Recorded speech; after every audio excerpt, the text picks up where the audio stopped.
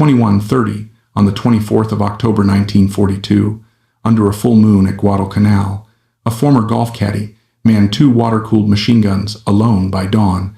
The rain stopped just before nightfall. Clouds broke apart, and the full moon flooded the southern approaches to Henderson Field with pale light. In most jungle fighting, visibility died at 10 meters. That night, Basilone could see shapes moving 100 meters out, dark figures threading through the trees. The advantage was temporary, and both sides knew it. After 21:30, the first Japanese assault surged forward. Hundreds of men advanced in tight formation, bayonets fixed, moving fast enough to overwhelm positions before defenders could react. It was a tactic built on shock and courage. Against rifles alone, it sometimes worked. Against properly sighted, heavy machine guns, it was catastrophic. Basilone opened fire in long, controlled bursts. The Browning's water-cooled barrel allowed sustained fire that would have destroyed lighter weapons in minutes. Tracer rounds cut visible paths through the night, walking the fire into the center of the advancing mass. Men fell in rows. The survivors dropped to the ground or turned back toward the jungle, dragging wounded with them. The pause lasted minutes. Then the second wave came from a slightly different angle, probing for a gap. Basilone shifted fire, coordinating with the other guns in his section so that no lane remained uncovered. Each weapon supported the next, overlapping fields of fire like interlocking gears. The attackers had nowhere to maneuver. Grenades exploded harmlessly short of the wire. Machine gun fire from the jungle died as soon as it revealed itself. 23, the pattern was clear. The Japanese attacked in waves. Basilone answered each one with disciplined fire, never emptying belts too fast, never letting the barrels spike beyond control. Ammunition handlers fed belts forward, hands blistered, shoulders aching, while spent casings piled at their feet. The jungle in front of the gun pits became a strip of open ground filled with bodies. Hours passed without relief. The moon remained high. Each assault was larger, more desperate, and closer than the last. Basilone did not chase targets. He waited until movement committed, then cut it down. The guns stayed alive. For now, the line held, but the night was only half over. Apennines' assault was broken, and only 3 Marines were still standing. Sometime after 2, the night finally turned against them. Apennines' mortar round landed directly on one of the gun pits. The explosion erased it in an instant. 8 Marines were killed or wounded where they stood. 1 machine gun was gone, another damaged beyond immediate repair. In seconds, Basilone's 4-gun section was reduced to 2 functioning weapons and fewer than half its men. Assaults did not stop. Crisis. Hours of sustained fire had burned through thousands of rounds. The remaining belts stacked beside the guns were almost gone, and the nearest ammunition dump sat more than 180 meters behind the line across open ground, fully illuminated by moonlight, swept by Japanese machine guns that had crept forward during the fighting. Guns went silent. Even for minutes, the line would break. Basilone made the decision without discussion. He left the gun pit and ran. Tracer fire chased him across the open ground. He dove into shell craters, rolled, stood, and kept moving. At the dump, he seized 2 ammunition cans over 60 pounds of belted 30-06 and ran back the same way. Slipping in mud, bullets snapping past where his head had been seconds earlier. He made the trip again. And again. One run, he lost his asbestos gloves. They were essential. Without them, no one could touch the superheated metal of a Browning that had been firing for hours. But there was no time to search. When one gun began to malfunction from heat and fouling, Basilone stayed on it anyway. He used wet rags torn from the water jacket to protect his hands where he could. Where he couldn't, he burned. Blisters formed as he worked the mechanism by feel, clearing stoppages, forcing the gun back into action, while Japanese soldiers gathered less than 50 meters away for another push. He did not shut the weapon down. He could not. The next wave surged forward. Both guns opened fire again. They were still holding, but now the cost was being paid in skin, blood, and exhaustion, minute by minute, with no margin left. By 3:30, the attacks changed. The Japanese no longer advanced in mass. Small groups moved low through the bodies and shell holes, probing closer with grenades, trying to reach the wire before the guns could traverse. The distance collapsed from 100 meters to 50, then less. Every second of silence invited a rush. The two remaining guns began to fail. Heat warped metal tolerances. The feed hesitated. A stoppage locked the action halfway open. Under training conditions, the procedure was clear: shut down, cool the gun, change the barrel, reset. Under fire, that procedure meant death. Alone stayed on the weapon against hot steel, forcing the mechanism forward, clearing the jam by touch rather than sight. Wet rags steamed, skin stuck and tore. He did not release the grip. When the gun came back into battery, he fired immediately, sweeping the approach where shapes were already rising from the ground. The next assault came just before dawn. Throwing grenades blindly, trying to overwhelm the pits by proximity. Basilone alternated fire between the two guns, never letting both fall silent at once. When one overheated, the other spoke. When one jammed, he beat it back to life. Ammunition belts ran empty and were replaced mid-burst, hands shaking from exhaustion. No sense of time anymore, only function. Fire, reload, clear, fire again. The eastern sky began to lighten. The attacks thinned, then stopped altogether. The jungle went still. No movement, no shouts, just smoke, burned cordite, and the low metallic ticking of cooling guns. Relief finally arrived. After sunrise, they counted the section. 16 men had begun the night. 3 were still standing. Hands swollen and blistered, eyes fixed forward, unwilling to step away until someone physically took his place. After sunrise, the scale of what had happened became visible. In front of the gun pits, the ground was carpeted with bodies. Japanese soldiers lay stacked where each assault had broken, some only meters from the wire. The jungle edge that had hidden thousands of men the night before was silent and empty. The attack had collapsed completely. Reinforcements from the 164th Infantry Regiment moved into the line. They counted ammunition, they counted weapons, then they counted men. In Basilone's section, 13 Marines were dead or wounded badly enough to be evacuated. 3 remained. Basilone was one of them. Lieutenant Colonel Chesty Puller walked the position later that morning. He said nothing at first. He looked at the destroyed gun pit, the burned barrels, the spent belts piled knee-high, and the bodies beyond the wire. He made notes. That was all. Numbers told the rest. In that sector alone, hundreds of Japanese soldiers had been killed. Across the perimeter, thousands were dead or wounded. Henderson Field still stood.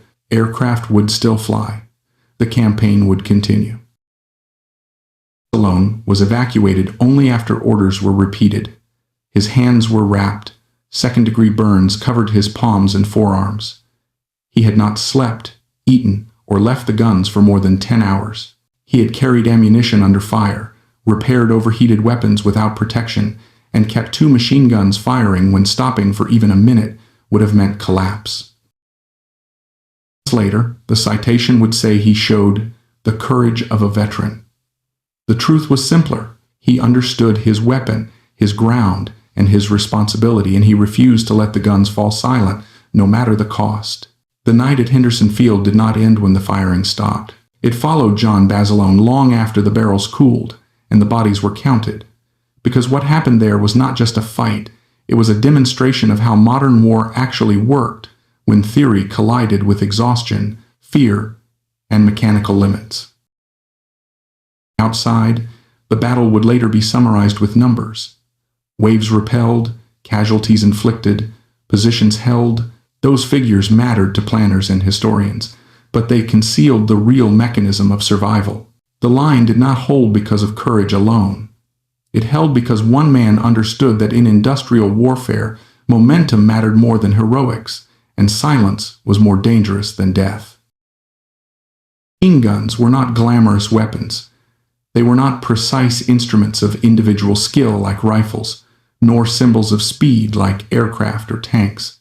They were machines designed to function under abuse, to convert ammunition into time bought for other men to survive, maneuver, and breathe.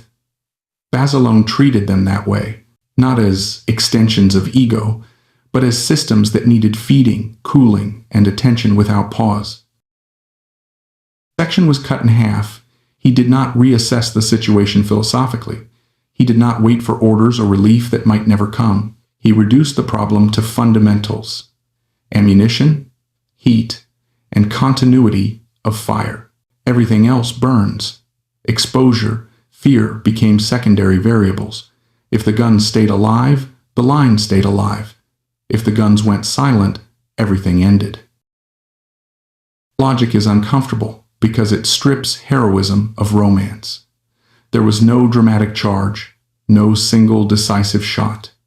There was repetition, running the same ground under fire again and again, clearing the same jam with less skin each time, feeding belts into weapons already past their designed limits. War at that scale was not about brilliance. It was about refusing to stop performing basic functions when the human body demanded rest. Japanese soldiers attacking that night were not cowards nor fools.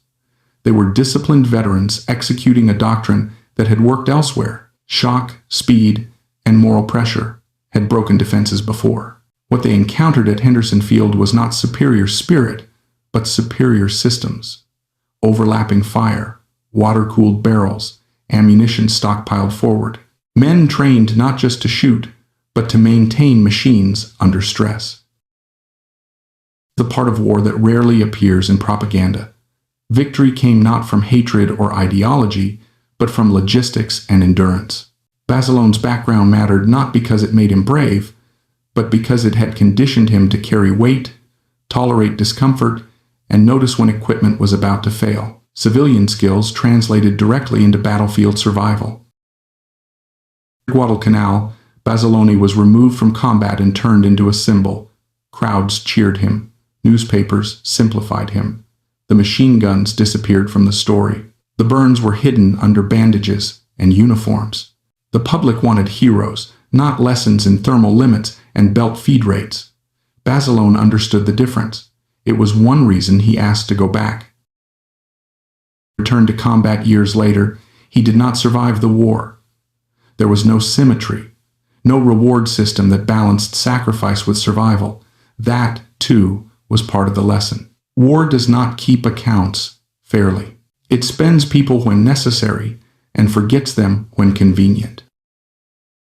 Night at Henderson Field mattered long after the men who fought it were gone. It demonstrated something fundamental, that in modern warfare, victory often belongs to those who keep systems functioning 1 minute longer than the enemy expects. The margin between collapse and survival can be measured in seconds of sustained fire, in a single belt that arrives just in time, in a gun that jams and is forced back into action by burned hands. Basilone did not invent a new tactic. He did not outthink an enemy commander. He simply refused to allow failure in the one place where failure was not permitted. That refusal held an airfield. That airfield held aircraft.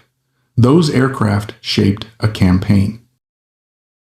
History often searches for turning points in grand strategies and famous speeches. Sometimes the real turning point is quieter. A machine gun that does not fall silent when it should, operated by a man who understands that stopping even briefly is not an option. What the two-gun trick really was. Not a trick at all, but the brutal arithmetic of war, solved one belt, one jam, one burned hand at a time. What Henderson Field revealed more than anything else was the fragile illusion people carry about control in war. From a distance, battles look planned. Maps show arrows. Timelines imply order. But inside the perimeter that night, nothing was orderly. There was only a shrinking margin between function and collapse, measured in heat, fatigue, and how long metal could be forced to behave like metal. The machine gun was built to tolerate abuse, but it was never meant to be operated continuously by burned hands, without gloves, under uninterrupted pressure. Its designers assumed pauses, relief crews, spare barrels, safe handling procedures. Basilone stripped all of that away, not out of recklessness, but because the environment erased every safety buffer at once. War did not respect design assumptions. It punished them. A pattern repeated across the entire conflict. Equipment worked brilliantly until circumstances demanded more than doctrine allowed. Tanks bogged where terrain models said they should pass. Aircraft failed at altitudes engineers said were safe. Radios went silent in weather planners dismissed as unlikely.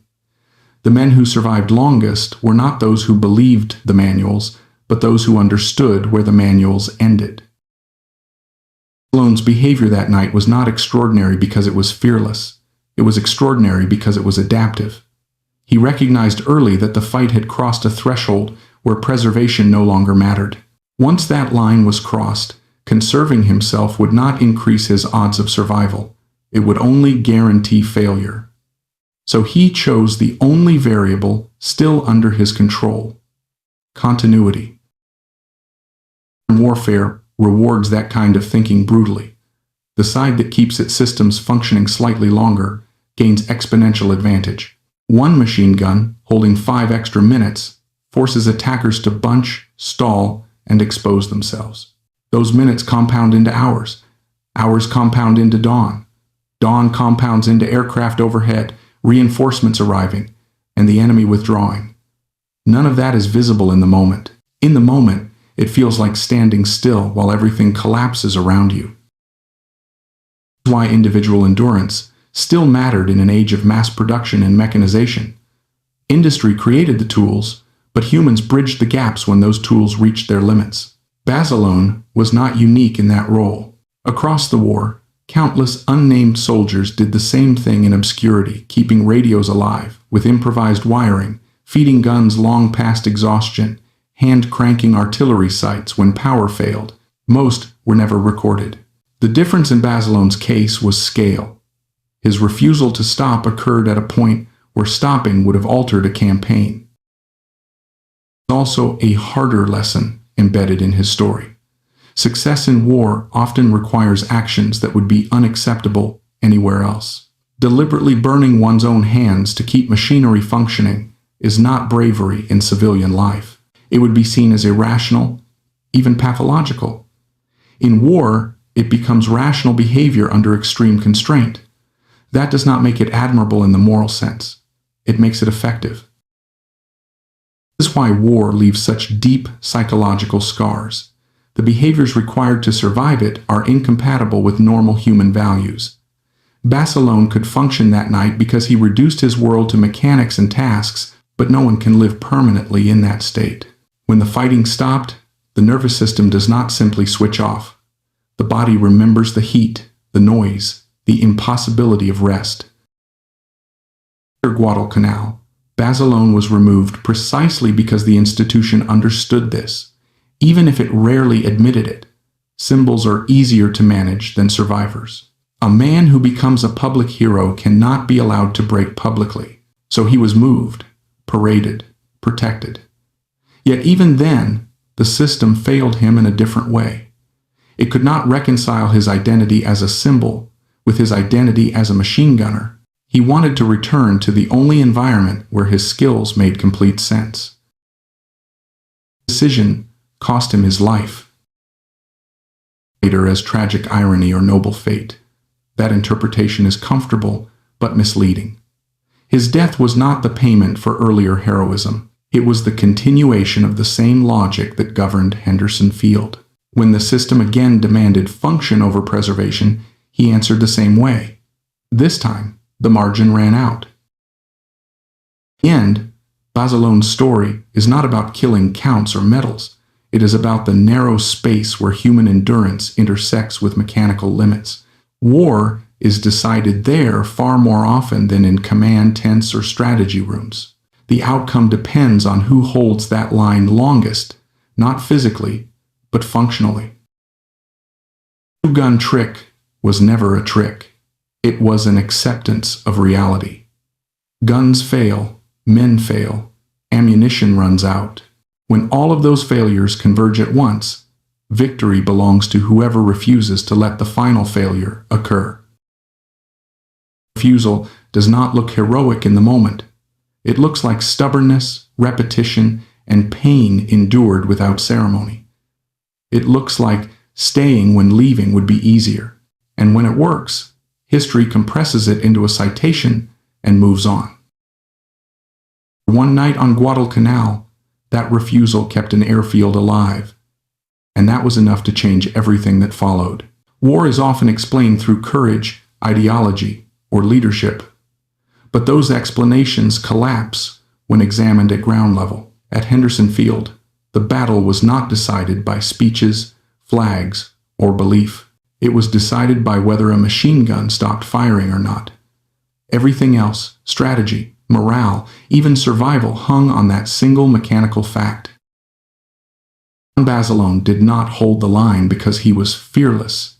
He held it because he understood something most people never have to confront. In industrial warfare, the moment a system fails, people die immediately. There is no grace period. There is no recovery window. Silence is lethal. Browning machine guns in front of Henderson Field were not symbols. They were time machines.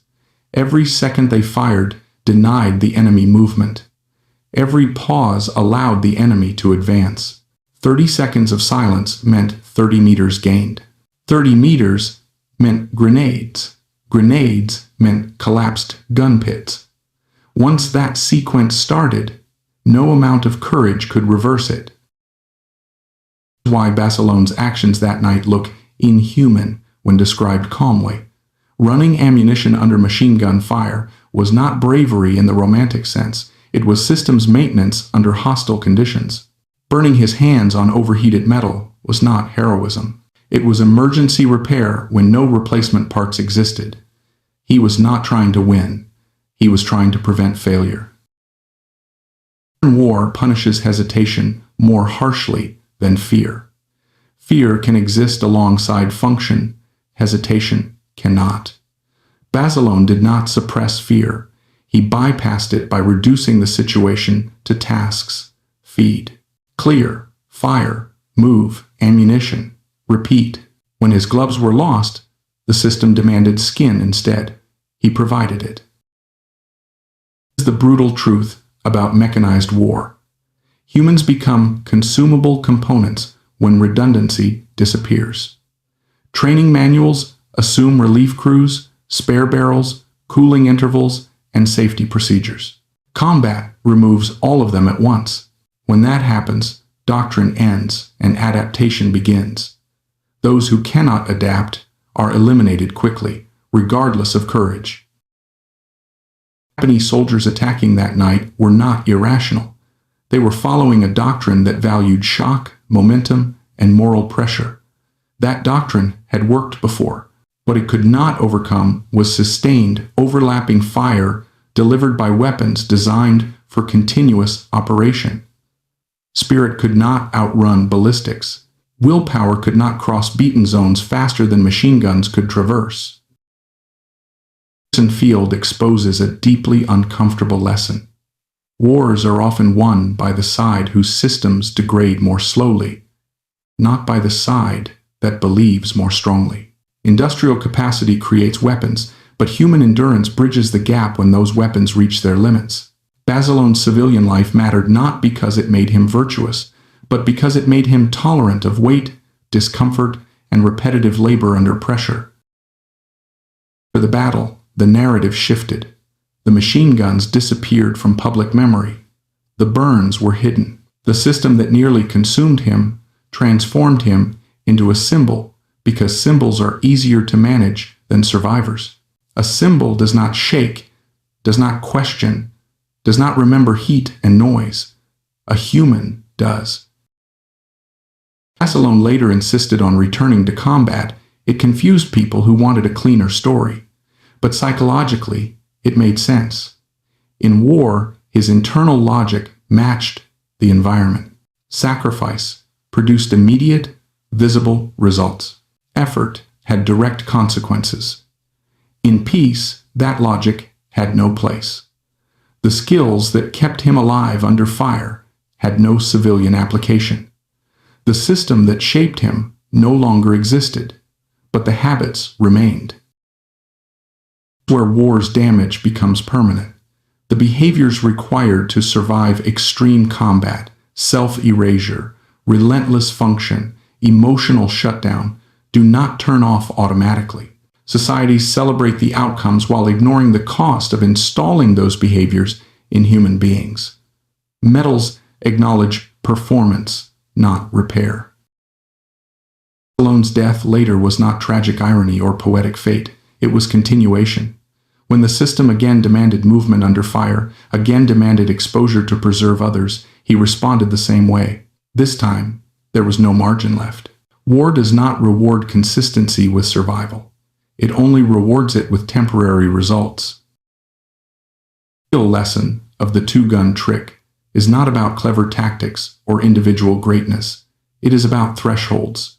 There is a point in combat where preservation becomes irrelevant and function becomes absolute. Past that point, ethics narrow, fear becomes background noise, and the body becomes a tool.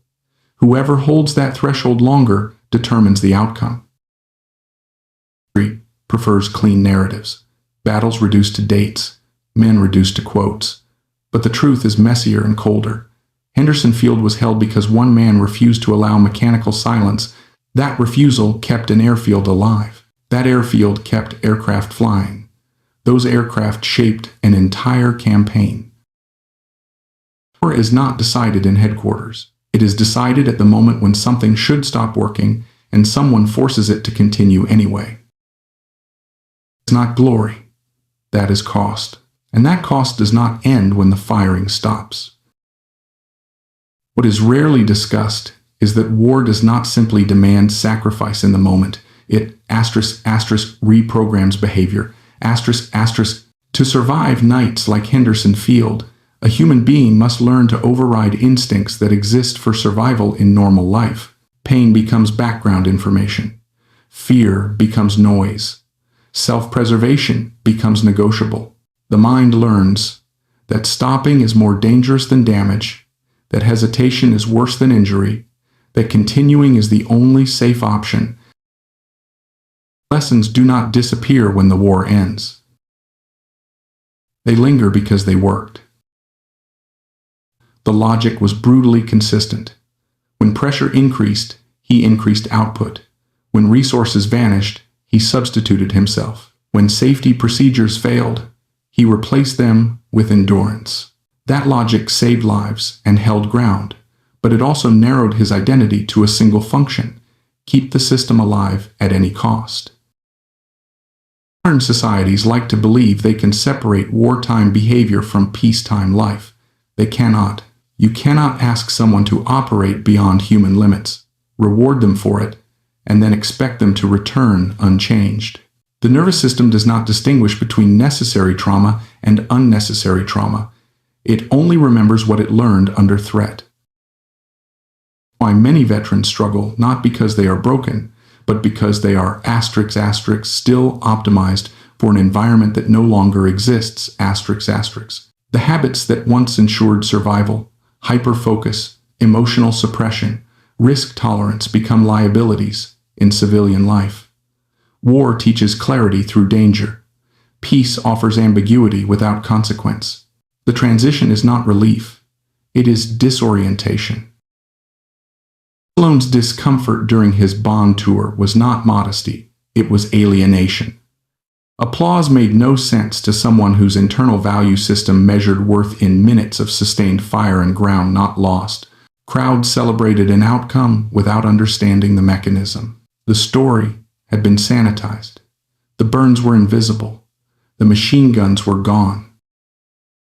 Requested to return to combat, the decision baffled outsiders but followed the same internal logic that governed him at Henderson Field. In war, cause and effect were immediate. Actions mattered instantly. In peace, meaning was delayed, abstract, and symbolic. For someone conditioned to function under extreme pressure, that environment felt unreal. There's another uncomfortable truth. War can become psychologically coherent in a way. Peace is not Not because war is good, but because it is brutally simple. Do this or people die. Keep this running or everything collapses. There is no ambiguity, no moral gray zone in the moment of action, only necessity. Coherence is addictive not emotionally, but structurally. It gives the mind a framework where effort always matters. Peace does not guarantee that. In peace, effort can be wasted. In war, effort is never irrelevant. It either works or it doesn't, and the feedback is immediate. The tragedy is that the same clarity that makes war survivable makes it incompatible with long-term human well-being. Stallone final actions on Iwo Jima followed the same pattern as Guadalcanal: movement under fire, exposure to protect others, function over safety. The environment again demanded the same response, and he delivered it without hesitation. This time, the system consumed him completely. It is not fate. It is system logic, War does not single out heroes to spare or destroy. It simply applies pressure until components fail. Some fail early, some fail late. Survival is not a moral verdict, it is a timing outcome. Reframes how we should understand heroism. Basilone was not heroic because he was exceptional as a man. He was heroic because he absorbed pressure that would otherwise have been distributed across many others. He concentrated failure into himself so the system around him could continue functioning. It is the darkest form of competence, becoming the point of failure so others do not have to. The two-gun trick was therefore not cleverness or improvisation. It was acceptance. Acceptance that no relief was coming.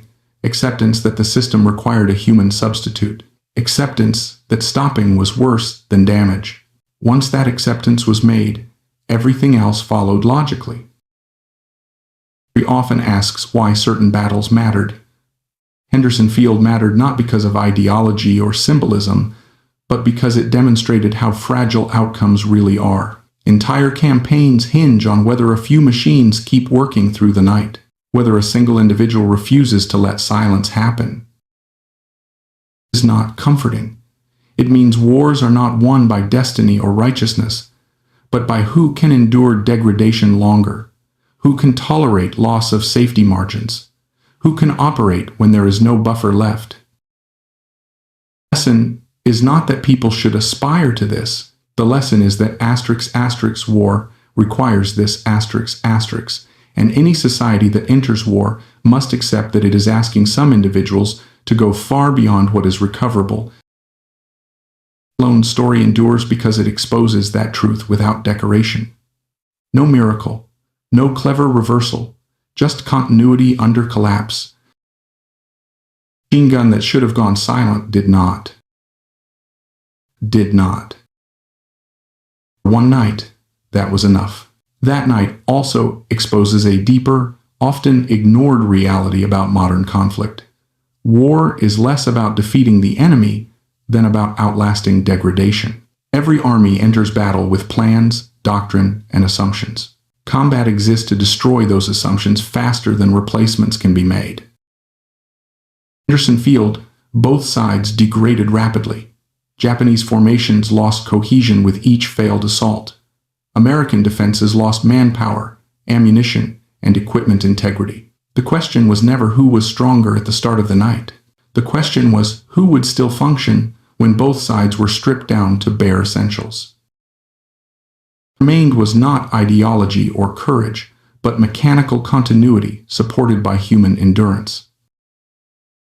This is why the phrase "held the line" is misleading. A line is not a place, it is a process. It exists only as long as weapons fire, ammunition moves, communications work, and men remain conscious. When any of those processes stop, the line ceases to exist instantly. There is no gradual collapse, there is only failure. Stallone's actions illustrate a critical asymmetry in warfare.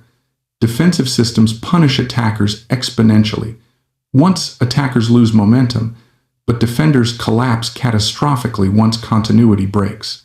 An attacker can lose hundreds and still attack again. A defender can lose one key position and lose everything. Asymmetry explains why Basilone treated silence as the ultimate threat. A jam was not an inconvenience. It was an existential danger. A pause invited approach. Approach invited grenades. Grenades invited annihilation. The entire defensive geometry depended on uninterrupted fire. This kind of thinking is not instinctive. Humans are wired to withdraw from pain, to protect damaged parts, to pause when injured. War demands the opposite. It rewards those who can override biological warning signals long enough to maintain output. That does not make them superior humans. It makes them temporarily incompatible with their own biology. The military often describes this as discipline. In reality, it is conditional self-destruction applied for a limited purpose. The danger lies in what happens after. The level that ignoring pain, fatigue, and fear leads to survival, that lesson becomes difficult to unlearn. The nervous system records it as truth. In civilian life, that same lesson produces burnout, detachment, and risk-seeking behavior. The environment changes, but the internal logic does not. Why societies struggle to reintegrate veterans without reducing them to symbols. Symbols are static, people are not. A symbol does not wake up at night remembering heat on skin. A symbol does not scan crowds for threats. A symbol does not feel useless when there is no system demanding sacrifice. Celebrating heroism without acknowledging adaptation costs, societies create a second betrayal after the battlefield.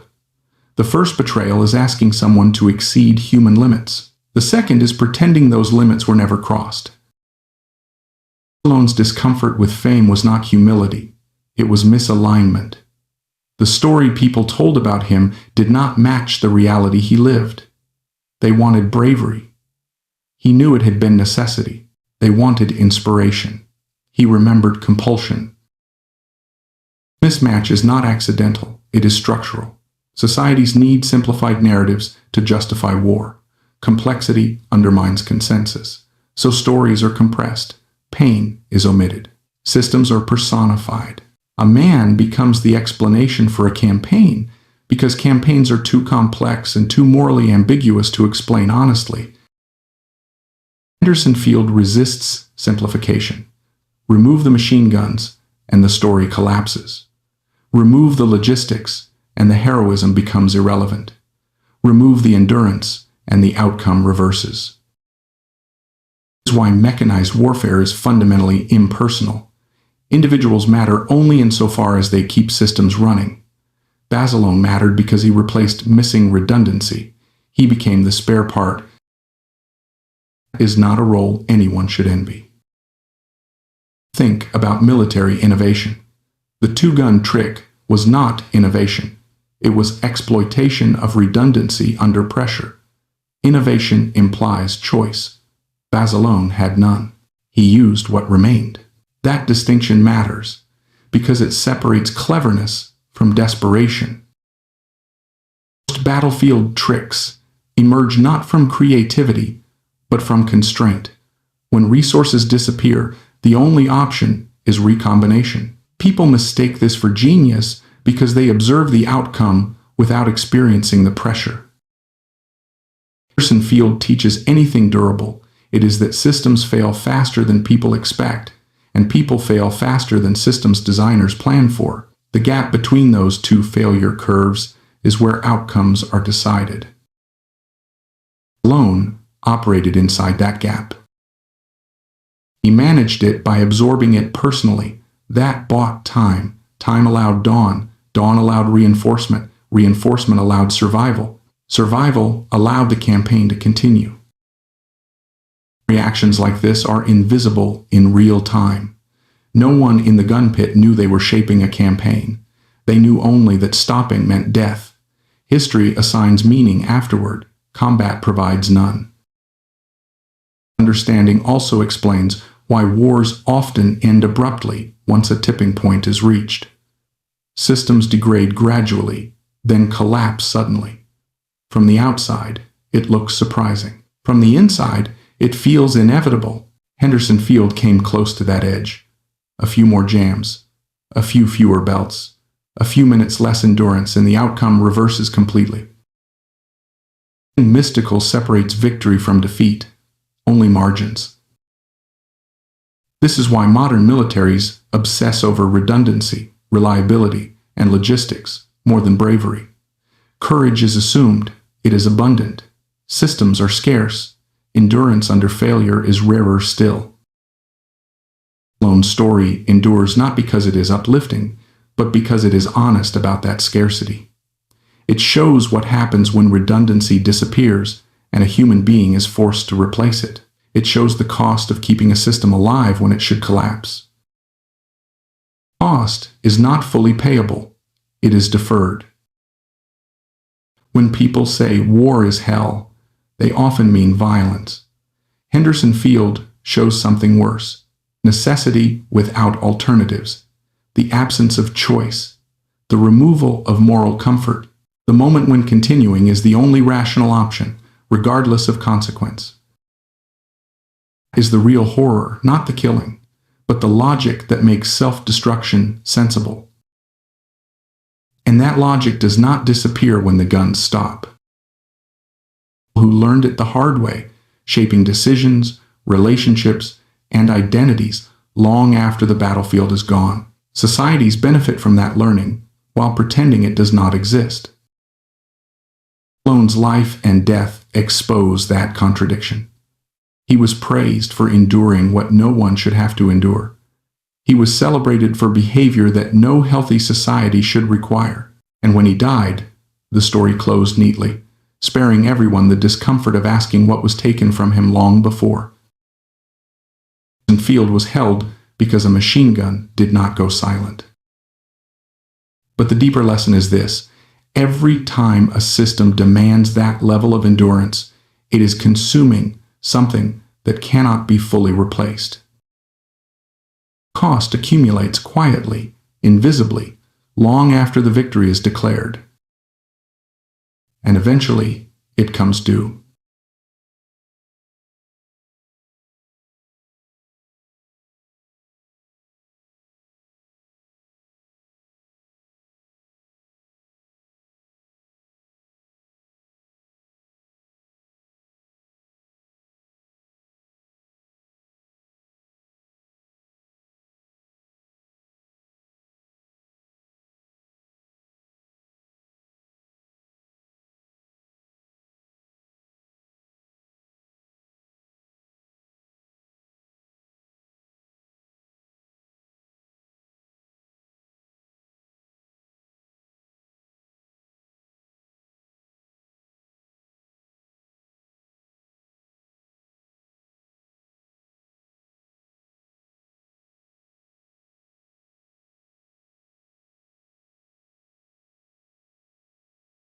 Forward. Johnson could hear it knocking, coughing, sounding wrong in every way that mattered, but it ran. Mayer attacked again. From the side, a sweeping deflection shot designed to rake the aircraft from nose to tail. Tracers stitched across the wings. Fuel tanks ruptured and vented harmlessly into the slipstream.